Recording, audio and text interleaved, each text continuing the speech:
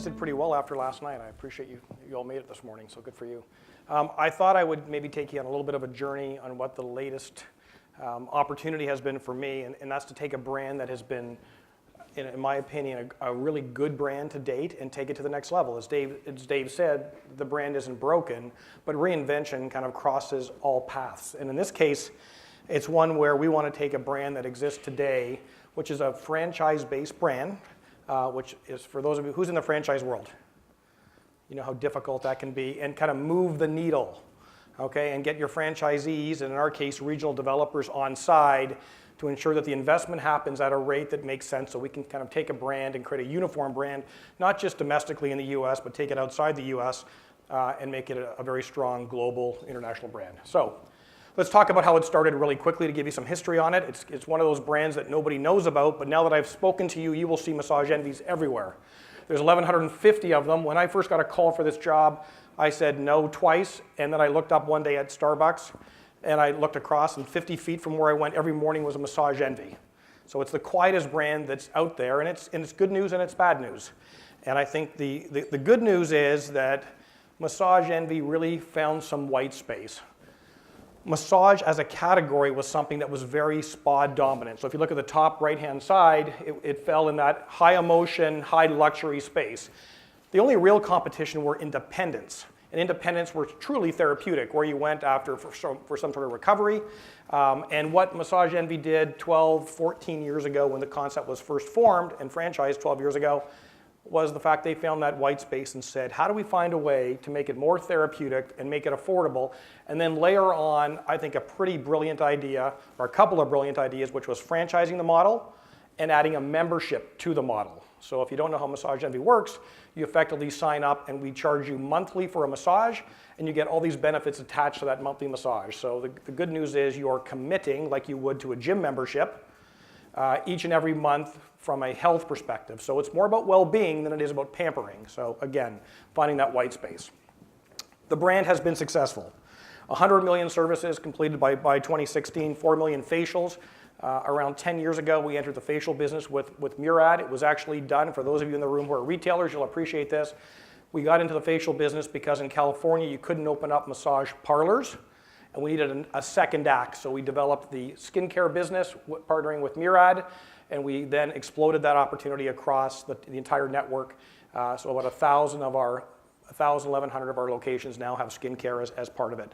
We've opened 1,100 franchisees using what we call a regional developer model. It's kind of like a master franchise model, geographic, so they were out there to do the store builds and operate those markets for us. And we run about 1.3, almost $1.4 billion in revenue at this time, all domestic. But here's what's, I think, interesting. In any moment of decision, the best thing you can do is the right thing. The next best thing you can do is the wrong thing, and the worst thing you can do is nothing. And I believe that's really where Massage Envy kind of faced the challenges that they face today, which is the fact that they sat there and had this golden goose and kept opening up stores, but allowed other things to happen in the market. This company has flipped 3 times in private equity, highly profitable for franchisees, franchisor, and ownership. So the good news is there's lots of interest, and putting your head down and building stores is one way to grow the business. But here's what's happened. If I would have shown you this slide 2 years ago, the combination of all of our competition would have been less than 50%. Today it sits around 62% in store count.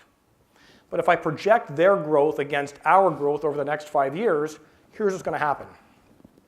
By year 4, our competition as a whole, given their current growth rates, will actually overachieve Massage Envy. So what was once a dominant, in fact, we were the only player in the space, has now become a very crowded space.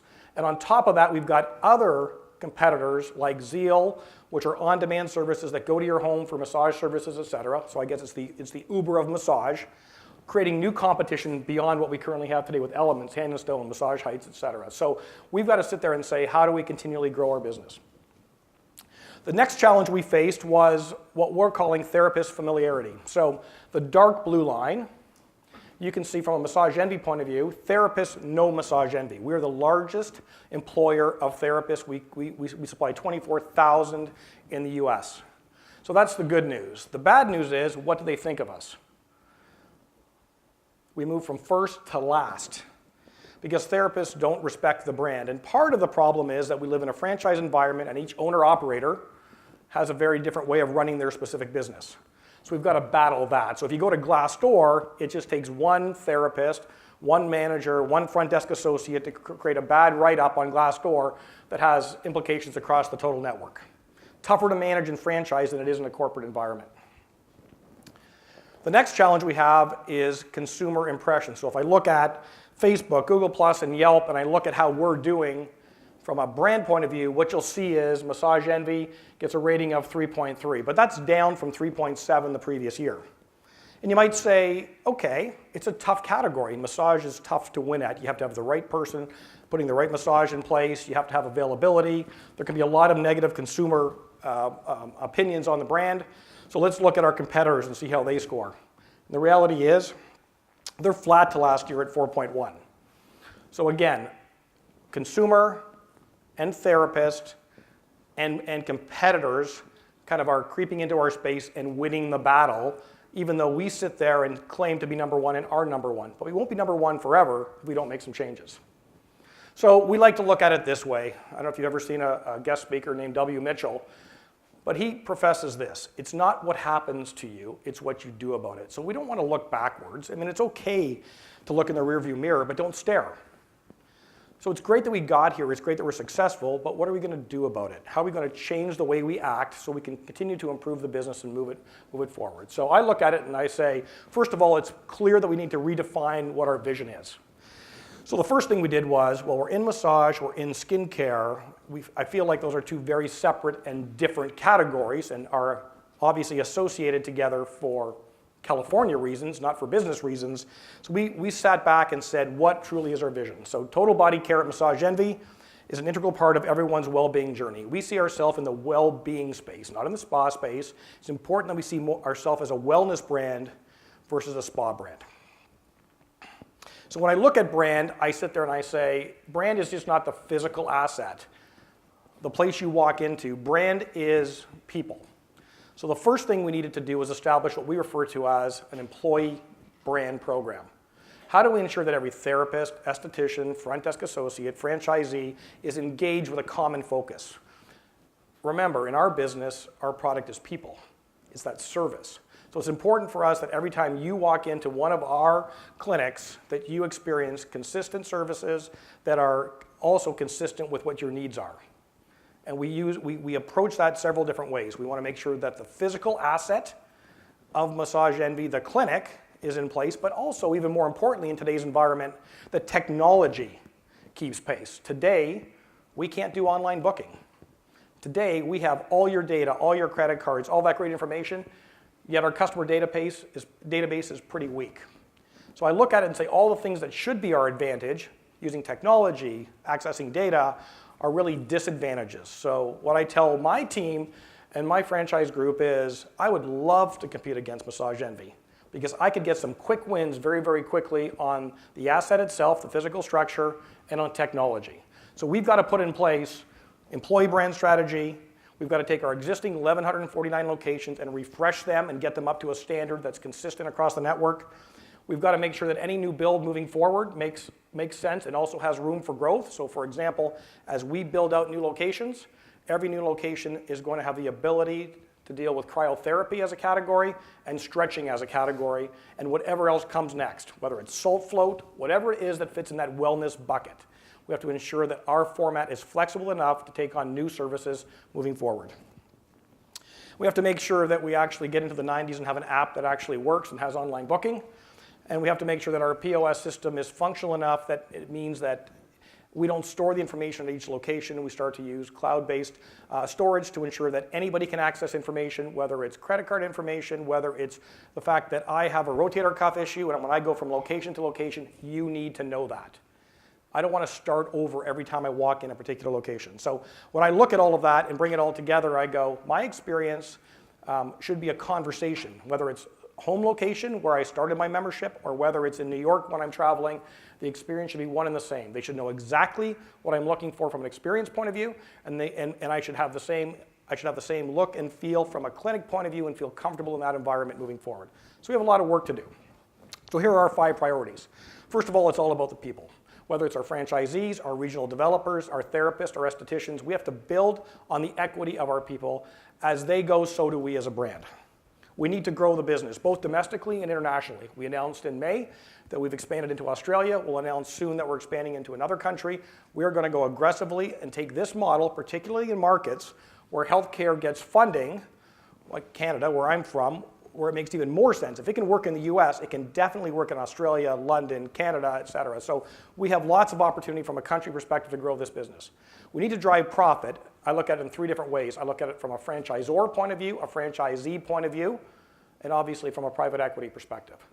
How do we find the best way to grow this business to ensure that we populate our P&L with enough investment opportunities to go and invest in things like cryotherapy and stretching and salt float, et cetera, and grow the business? We need to rebuild our brand. Again, it's the brand that nobody knows about. We want people to know about our brand. People were sort of proud that we're the big brand that nobody knows about. I go, that's shame on us. Everyone should know about Massage Envy. We developed the category. We have a franchise owner-operator network in market that are friends of yours in your local communities, and yet nobody knows about us. It was interesting when I took the job, I couldn't believe how many of my friends came forward and said, I'm a member. I never heard they were a member until I joined the business. Maybe they weren't proud to be a member. Maybe massage was not seen as something you wanted to talk about when guys get into a room. I don't know, but the point is, massage in our place of business is not about pampering, it's about therapy. And whatever we do, we need to make sure that we deliver it flawlessly. Particularly for those of you in a franchise business, you know, one mistake becomes the biggest issue in the world. So flawless execution is key. So when I look at these priorities, I go, what do I want to control and where do I want to bring in people to deliver exceptional services and work? So for example, brand design, we all know we go to outside people. In fact, Jackman Reinvents is in the room today. They've done some great work with me on the Walgreens side and on the Dwayne Reed side and back in the Loblaw days when I was up in Canada.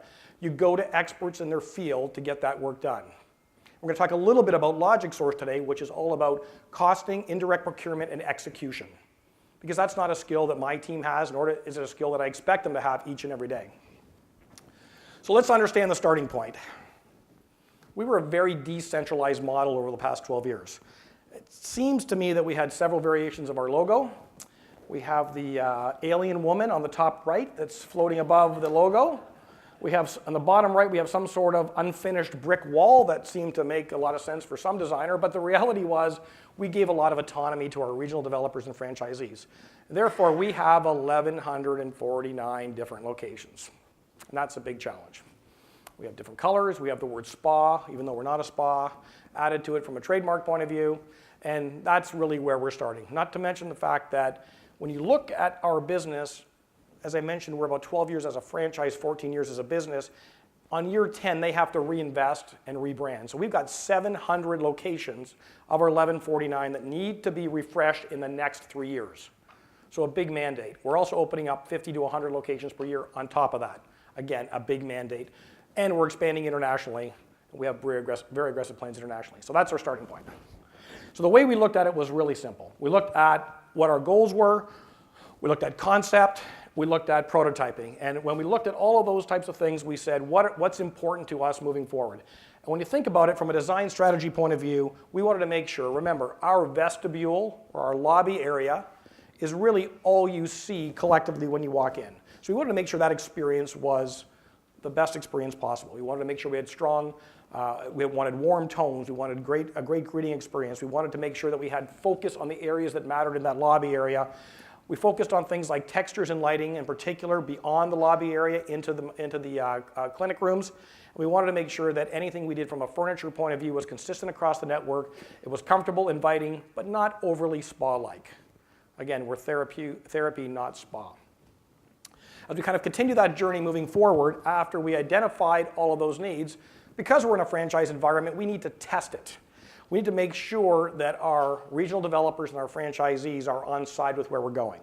So we took all of that information, took it through our regional developer conference last October, and we actually did a single unit refresh and said, A, what does it look like, and B, what does it cost on a one-off basis, knowing that we're going to scale it? And got their buy-in, and there were lots of pluses and minuses. And this is around the time I joined the business. And I came in and said I felt we over-engineered it, but that was by design, and we started to pull back elements and said, what is important to the consumer moving forward? And then we took a measurement on that location and said, well, how did we do? And we looked at NPS, we looked at overall satisfaction, looked at atmosphere, and we talked to our consumers. What we learned was that our NPS across our total brand was down 310 basis points, yet in this location we were up 30. Satisfaction, well, up in all of our clinics at 200 basis points, was up 600 in this clinic, and atmosphere up 800 across the chain, was up 1,300. So we felt good from a consumer point of view. We were investing dollars in the things that mattered the most. So that allowed us to go to the next step, and that's really what I want to talk to you about, which was that vendor negotiation, finalizing the specs, and efficiently building these out. Again, this is a company that kind of built 50 to 100 stores year over year, but never had to deal with refreshes on top of that build moving forward. So a lot of what we needed to do was kind of reassess our department and make sure that we were supplementing our group and upgrading our team appropriately to ensure that we could handle this workload. It's not easy work, and it's different work than what we've done in the past. So the way we looked at it was, well, let's understand what we need to do and what needs to be done outside of our network. How do we supplement that work? So from an execution point of view, effectively, we wanted to ensure that whatever we did, and you know this if you're in franchise, was as turnkey as possible. What we had done in the past in a very decentralized way was allow our franchisees to do all the heavy lifting, hire the GC, manage the program, close for multiple days while they refresh their stores. And quite honestly, we weren't very good at it. And we certainly weren't good at building new locations. I've never seen store dates slip like they do in our business. And we also wanted to be consistent with our appreciation and empathy for the franchisee who had to go and fund this. So what financing options could we put in place? So turnkey financing, and we had to leverage our scale for best pricing. And that really is where LogicSource came in. In the beginning of February, I called Dave Pennino, who just introduced me, and I said, I need your help because we're not built for this, and I don't want to build an entire network for 3 to 4 years of tremendous growth and on refreshes and new store builds. But I also don't want to take my existing team and give them this mandate and not develop the international business, because that's a big win for me moving forward. So I looked at Dave, and I've used him in the past, and what I loved about their model was that they come in and do an assessment. So they come in and spend upwards of $500,000 on their watch to assess our business to say, here are the voids. I brought Dave in and I said, Dave, I need you for this project. He goes, Joe, here's the way we work. We look at your total business. We look at the opportunities. You can pick and choose. You can pick and choose nothing, or you can pick and choose all of the things that we find to help you along your journey.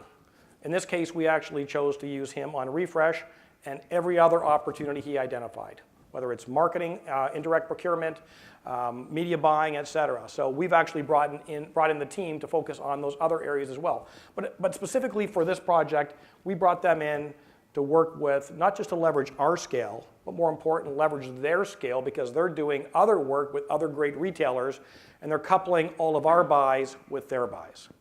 So that was really a key win for us. Although we're a $1.3, $1.4 billion business, we're relatively small. Particularly when I used to be at Walgreens in a $72 billion business, and we thought we were small, that's why we bought Boots. Okay, so it's important to understand you're never big enough. So how do you leverage that as you move this forward? The other thing I really liked about the way they operated was they operate with 3 different groups. They operate with a group that they put on site to supplement my team that actually become part of my team. And they operate with subject matter experts that are either in Dallas or in Connecticut as part of their team. And they also pull together other groups and form companies like Last Mile, which does all of our delivery for our refreshes moving forward. So that was truly exceptional from a design point of view. It allowed my team to focus on what they need to do. It allowed us to supplement our team with their team effectively. So how does it look? I'm going to tell you, last October, we were doing a refresh, and our team had given it their best. They will say that they probably reduced their cost by 20%, and I think they did. I think they did a good job. On top of that savings, we applied the LogicSource wins on a by-category basis and saved another 36.1%. That's the power of using somebody outside. So when you think you've got everything, every dollar you've taken off the table, and you're bringing a company like this, it's extremely, extremely powerful what they can get by using their leverage. We also wanted to create that turnkey solution. If you look on the left, we put a lot of pressure on our franchisees, which creates a lot of emotion around every issue. If you look, the first two columns talk about what franchise did versus what corporate did on a remodel. As you can see, we didn't really do very much. That was the model we used. It all fell on the franchisee. Yeah, did we approve their plans? Yes, we approved their plans. Did we make sure it was to spec? Yeah, I guess we did, but that's why we have 1,149 different logos up there, because we didn't really approve their plan to standards, we just kind of approved their plan. And what we've done is we've actually created a model that allows us to take much more control. And you can see that there's only 5 points where the franchisee needs to get involved. And quite honestly, the first thing they do is they say, thank you. Because that's not why they got in the franchise business, to be the GC of a project. They get in the franchise business to run a business, to be part of the community, and to build out multiple units in that community or several communities that they operate in. We also wanted to make the point that when they do a refresh or they do any sort of work on their facility, they close for way too many days. So we've created a program that allows us to do a 1-day refresh or a 3-day refresh, and we do it midweek. We close Monday night at 8 o'clock. Monday is a good day for our business. Friday is a good day for our business. Tuesday through Thursday are our softest days. If you do a 1-day refresh, which is really just creating the brand identity, I'll talk to you in a second, what tends to happen is we close Monday night, we open up Wednesday morning for business again. Something they could never have done, because we work crews 24 hours through that shift. If they go to changing out floors and tiles and ceiling and lighting in a major way, we close for 3 days. Close Monday night, open up Friday morning. Something, again, they never could have achieved. So we minimize the amount of downtime in their business. They have 3 buckets, so they have flexibility. Brand standards, you have to adhere to certain brand standards. That's bucket 1. Bucket 2 is based on conditions.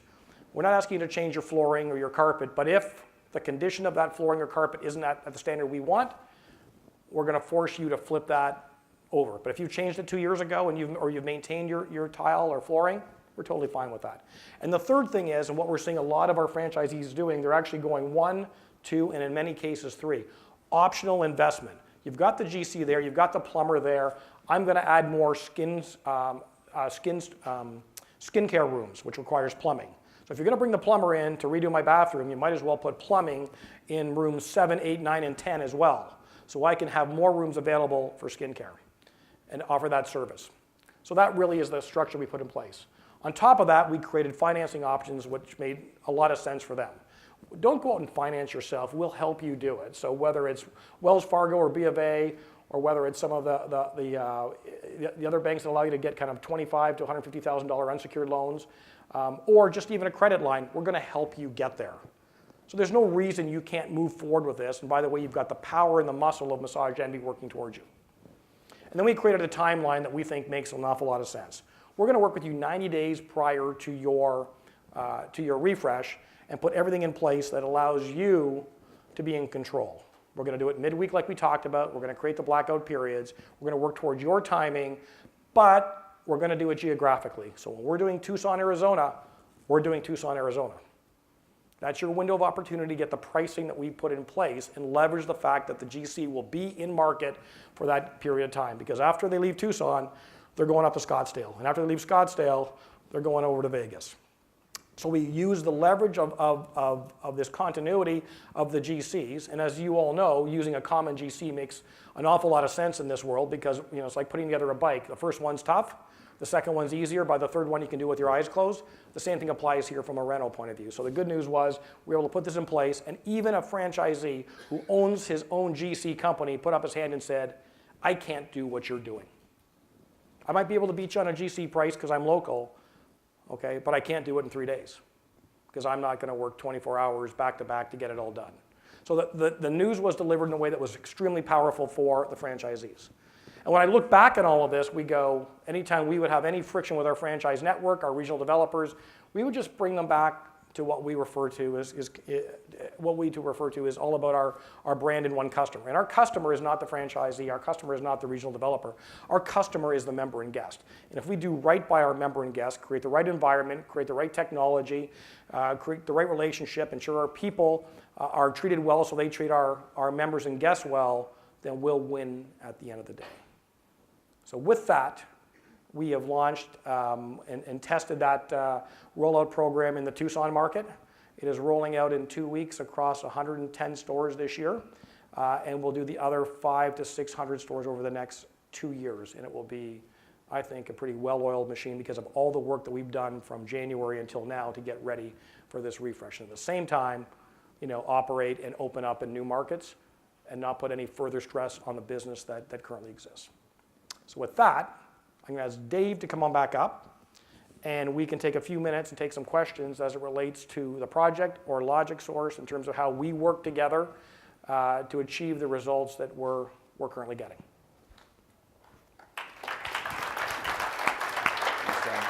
You want to sit? Okay. So, any questions? Yes. If I have a microphone, then I'm going to toss to you back there just so we can get the questions. I like that you can throw a microphone. That is. This is a microphone, so catch. Yeah. That wasn't a great toss. That's why probably playing for the Marlins. Anyway, I'm just saying. Does this work? It works. Sadly, it does, and you look silly, but go ahead. All right, no pictures. So with so much variation at all the different sites, how did you do a site survey to determine the scope that had to be done at each of those stores and get that to get that to your contractor? Great. So part of our base refresh program, or bucket one, forces us to go in and do a 360 view of that location, get all of our measurements. So one of the things we didn't have specs on all the locations from day one. So we had to go in and remeasure each store. So we went in and spent, I think it was $4,000 to go in, get the architect in there, but also do a 360 drawing. So when we're in the office looking at plans that have now been produced, we are actually walking through a store real time and looking at every aspect. So we're looking at the quality of carpeting, we're looking at the current desk location, we're looking at the retail fixture, and we're walking through the store visually aisle by aisle. We then assess what we believe the needs are, and then we get on the phone with the franchisee and say, here's what we're seeing, let's validate it. So we use arms and legs in the field with a third party to go and do that work to kind of feed, to start the feed of information moving forward. It's worked extremely well. And you see the merchants in the room and you see the marketers in the room a lot of times in disbelief of what's out there in locations. But the good news is that no one's saying my floor is of this quality, no one's saying my furniture is fine, no one's saying my carpet matches. We can visually see it and we walk through it with each franchisee.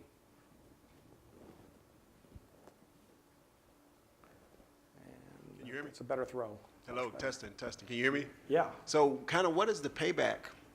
And you talked about this franchising relationship with the owner or the company. So a lot of times, the challenge is the payback quick enough? And then the second part of the question is, over the expanse of your whole system, how long does that take when you're trying to change your system overnight? Yeah, so let's start with the second question, which was, so we will refresh, like I said, just over 100 locations this year. We'll get the 600 locations done. So we'll say roughly half our chain will be done within 3 years.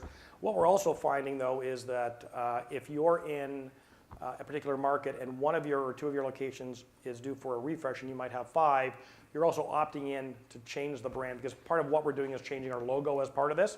So you want to have that brand identity. So they can actually opt into even a lower refresh that's kind of a signage changeover as part of it. So we actually think that within 4 to 4.5 years, we'll actually convert the whole chain as part of this. From a payback point of view, well, depends on if you've been maintaining your business and you can do your refresh. Bucket one costs around $110,000, okay? So based on that, we see from a payback point of view, we see that's less than 2 years. We force, so to speak, contractually, our franchisees to renovate every 10 years, okay? So what you're doing is investing over the next 10-year period. But we see it as around a 4-year return from an investment point of view on the larger spend. Anybody else? Oh, down there. I just want to make sure. I just want to get the. You're doing it. You need to get. You're getting it, Tracy. We just want to capture the audio. I'm just curious what your development department looks like to take on something like this. Well, therein lies the challenge. Development department is one vice president plus 4 to 5 people on the team. But in addition to the design and construction work they do, they also have to sign up. They also have to work with regional developers to sign franchisees. So what we've done is we've actually separated those two functions and said domestic development Okay, working with the growth of the new locations with franchisee is now a separate department. We've taken this area as a pure design and construction area, so it's only 5 people. We've supplemented it with, I think, 3 people from Dave's team specifically on this project On site. on site. And then we have many people, some of which are in this room, that are working on our behalf, not on site for the purpose of it. So I mentioned Last Mile. Last Mile is an initiative. You might want to explain Last Mile a little more effectively than me, but it's a combination of multiple businesses that have come together for procurement delivery purposes. Yeah, so we operate, we have what I'd call an asset-based delivery model. So we've built out the common gaps that exist in procurement organizations, development organizations, so that when we make the investment up front to identify the opportunities to drive value, we don't just hand a PowerPoint and say, good luck, now your board's excited, go get it. We then come in and say, now we'll go do it, and we take those assets and we plug the holes where they exist. So in this case, we put 3 full-time people on site, and then we have 65 people in our shared service center that flex with every deal that we do. Think about it like a library book. I need somebody on flooring, I'm going to take out that book, I'm going to put it back when I'm done. I need someone on lighting, I need someone. So that shared service center's horsepower kicks in whenever we need it to support the account. And then we've wrapped that with a solution called Final Mile, where relevant, when we're doing rapid, remodel, refresh, we need to hit tight timelines, and we want to get the best price by grouping, spend and the group leverage that this huge 1,100 plus remodel entails. We're buying, warehousing, and then pick, packing, and shipping into containers, one or many, so that when the general contractor shows up, the container is organized by phase of construction and everything's in that container. So you no longer have the opportunity for something to show up on site and it disappears. That sort of stuff, it's all organized. So there's a whole bunch of horsepower behind his team. So his team can truly do what they were put on the planet to do. Find the best locations, get the surveys done, service the franchisees, and we execute on all the stuff they need on the back end. Yeah, great comment. I love that model. I'm back over here, sorry. Gotcha. So love that model. So what's your capacity? I mean, as you start taking on more customers, how do you manage your growth, and what's your capacity to be able to manage that? Yeah, it's a great question. It's and we've had a couple people say to us, kind of like Massage Envy's brand, we're not out marketing like crazy. This is one of the first events we've ever been at. The investment-based business development model, so we put up our money. So we'll spend. I mean, Wendy's was $1 million. Joe was about 530. We've had one that was 380,000. So we put up a bunch of time, money, and resources to go figure out in a fully transparent manner what's possible, and we play without a net. So you can say, thanks for working for free, get out. So if I haven't convinced you that everything that we said can be done, and we haven't convinced you need us to do it, you could take it and go do it yourself. So we're batting 930, to use a baseball analogy, when we make that investment. But to keep A players on the field and to make sure that 930 batting average stays or improves, we can't do 400 a year. So we're at a point today where we do 12 to 15 investments a year. And we've got, A teams on each one that go do them. Will we get to 20 or 30? I don't know. We may stay right at that 10 or 15 a year and make sure we do really good work, really transformational work. Now, once we finish that process, we sign a long-term relationship with our client. We tend to stay and renew, and that shared service things the center can sort of continue to grow to support it. I think importantly, we also hire people that have backgrounds like yours. So we're not hiring shiny shoed consultants that sell great PowerPoint, right? And I grew up there. So I'm a gamekeeper, poacher turned gamekeeper. We hire people like yourselves that have the scars and the trophies from executing. And one of the things I don't think you've talked about, and I certainly didn't reference, was the software system you have for indirect procurement. It's an investment that we could never make ourselves, and as all of you know, indirect procurement is, we tended in my previous life to take former category managers, move them into the indirect procurement role, and expected them to be experts across the business. What I find interesting about Dave's model is that when I sit there and say, I need to look at carpet, he calls the carpet person in his business, and he goes, do you want roll, do you want tile, do you want this substrate, do you want this material? And I have more choices than not. Then I just pare it down to what I want to pay per foot, what I want to understand from an installation point of view, from a wear point of view. So they really just bring you, they really kind of size it up. And I think that your indirect procurement model, beyond the initial work that you're doing with us as part of the refresh, has huge application long-term inside our business. I know many people are still using that system with you beyond the work of Correct. rentals, so. Correct. Well, I want to thank you guys. Excellent presentation. We're just out of time, but thank you. And if anybody's, of course, interested, you can learn more by meeting with you guys later on. Love to chat. So Thank you very guys so much. much.